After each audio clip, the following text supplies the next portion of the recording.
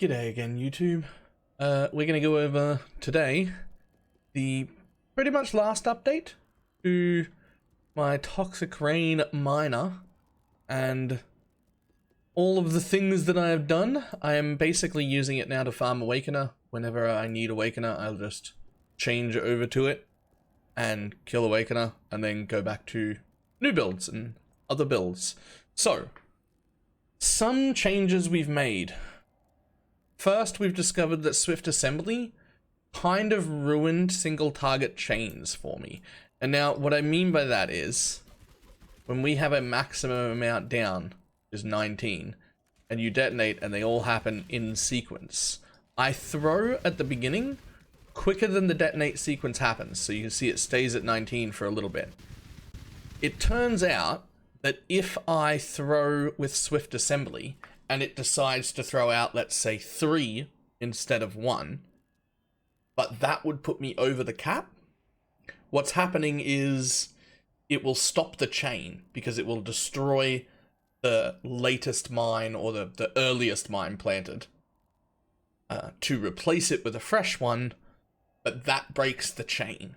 So I found that my single target DPS went up a lot by putting in, I actually ended up going with trap and mine damage support, but I think damage on full life would have been better.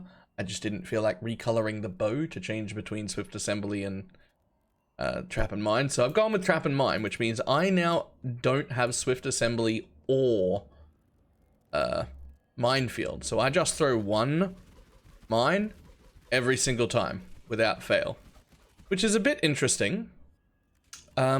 But it's worked really, really well for single target. So we've made one other change, two other changes really. We've gone with the Wind Dancer, or 20% less damage taken if you haven't been hit recently, 40% less evasion rating if you haven't been hit recently, and 20% more evasion rating if you've been hit recently. We've mixed that with the Kintsugi, or 20% less damage taken if you've not been hit recently, and 50% increased evasion if you have been hit recently. So, my evasion is not fantastic, but I have a lot of damage reduction against degens and stuff, like the clouds in the Awakener fight, and then if I do get hit once, the evasion goes up quite a lot. Also, we've used one of these Thread of Hope jewels right here, because what this allows you to do, it comes in multiple sizes, and what it allows you to do is allocate points inside the ring here without traveling to them.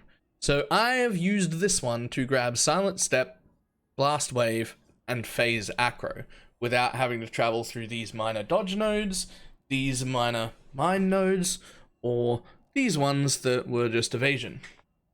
And so that has saved me some points, which has been quite nice. It allowed me to get this extra life for Hired Killer and Harrier, as well as keeping my charisma, which has been quite nice. Put me at nearly 6k. I could pretty easily get up to 6.5 if I decided to re-gear, but I just don't need it. So I haven't bothered. I do know that Octavian has taken this build, or at least a very, very similar one, a little further than me, and he has been min-maxing it quite a bit more, because I have changed over to a different character. So I don't know if he's put a guide out. If he has put a guide out, I will link to that below in the description. Otherwise, if you want to see this min-maxed further than what I've gone, do check out Octavian. He's been doing a fantastic job of it. The other thing I want to go over really quick, for anyone who's been following this build, is how to correctly craft a bow like this. Now, in an ideal world, the maim on hit would be an additional arrow, but you have, I think it's about a 1 in 20 chance of having it like that. But the rest of the bow is absolutely super easy to craft. So, what we do is I have been alt rolling because I've found that is the easiest way. I have been alt rolling for +2 bows, regaling and annulling down to +2 bows. Then you craft cannot roll attack modifiers, and then you go and you use a Pharik Wolf Alpha in the menagerie to go suffix to prefix. Now what that will do is add a random prefix, remove a random suffix. The only suffix you will have on the bow at the time is the crafted modifier, cannot roll attacks, and that will be taken after it adds a prefix.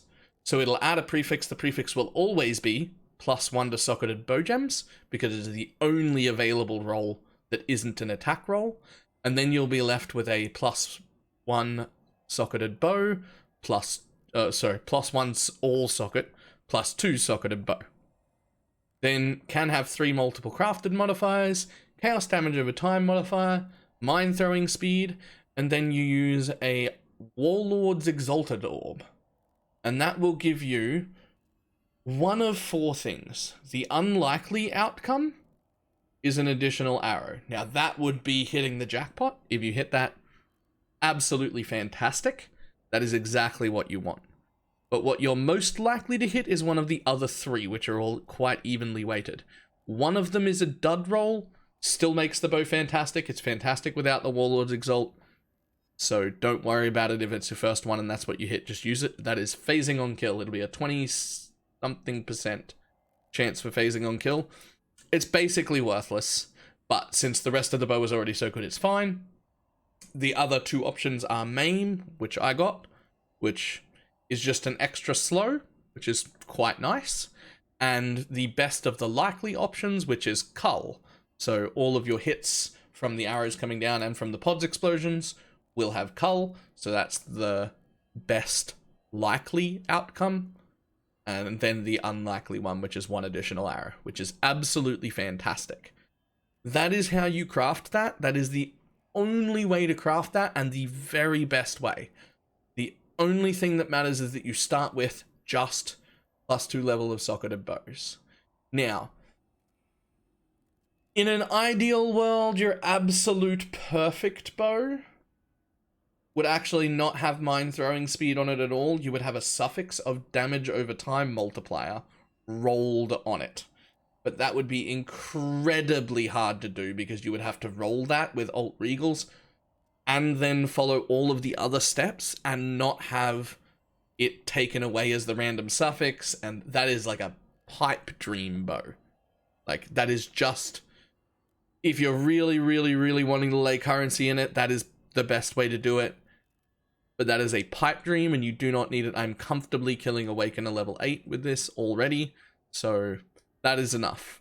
For map clear, I still would suggest a Dying Sun on top of this, or getting an additional arrow here and an additional arrow here. We have enough area to support 3 additional arrows before we see any drop in single target. So that's important to understand, because the way Toxic Rain works, the more arrows you get, the more spread out they become.